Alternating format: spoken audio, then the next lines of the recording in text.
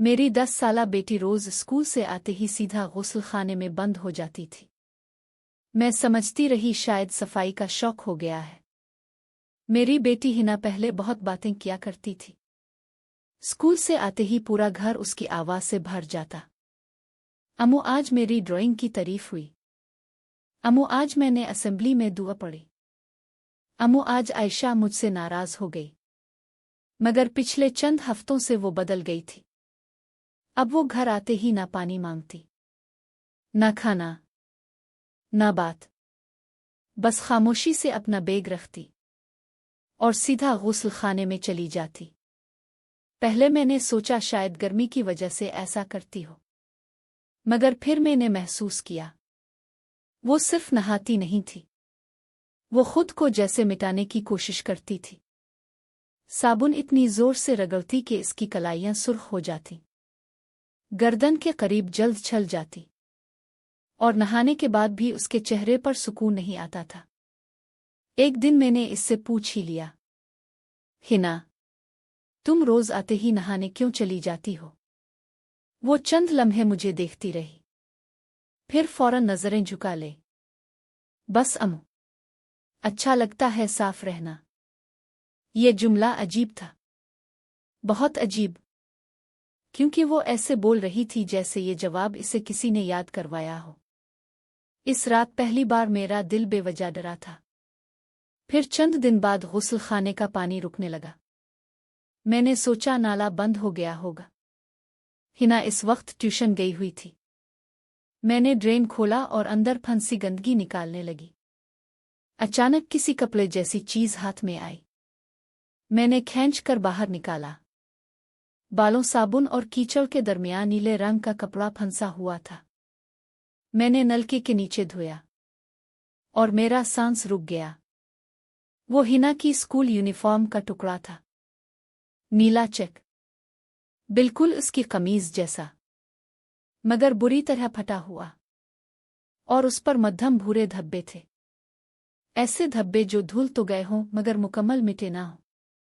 मेरे हाथ ठंडे पड़ गए। अचानक पिछले कई हफ्तों की बातें एक साथ ज़हन में उभर आईं। हिना का रात को डर कर उठ जाना, स्कूल जाने से पहले पेट दर्द की शिकायत करना, अक्सर खामोश रहना, और ख़ास तौर पर किसी मर्द के करीब आते ही उसका सिमट जाना। मेरी सांस रुकने लगी। मैंने फौरन उसकी अलमारी खोली।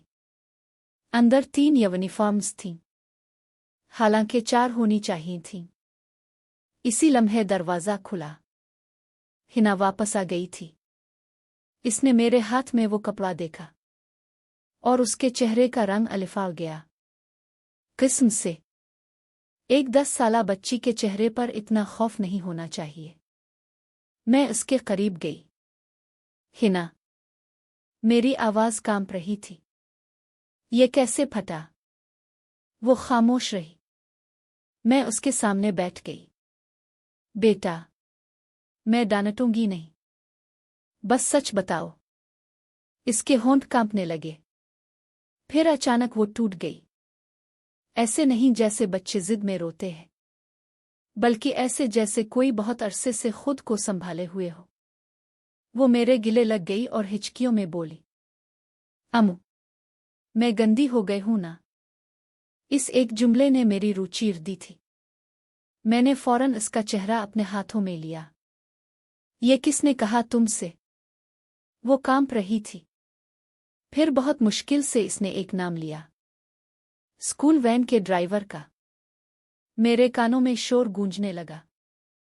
पता चला कई हफ्तों से वो आदमी बच्चों के उतर जाने के बाद हिना को आखिरी स्टॉप तक रोके रखता था। इसे डराता, खामोश रहने का कहता, और बार बार यही कहता, अगर किसी को बताया तो सब कहेंगे तुम गंदी हो चुकी हो। इसलिए हिना रोज घर आकर खुद को धोती थी। वो अपने जिस्म से नहीं, अपने ऊपर चिपका हुआ खौफ, नफरत और शर्मिंदगी उतारने की कोशिश करती थी। इस रात मैंने अपनी बेटी को सीने से लगाकर सिर्फ एक बात कही, सुन लो हिना, गंदा वो इंसान है जिसने तुम्हें डराया, तुम नहीं। तुम बिल्कुल पाक हो। बिल्कुल मासूम। अगली सुबह मैं पुलिस स्टेशन गई, स्कूल गई और इस दरिंदे को गिरफ्तार करवाया। मगर सच ये है, बाज़ ज़ख्म अदालतों से नहीं भरते। उन्हें भरने के लिए बरसों मोहब्बत, तहफ़्फ़ुज़ और ये यकीन देना पड़ता है कि तुम्हारे साथ जुल्म हुआ था।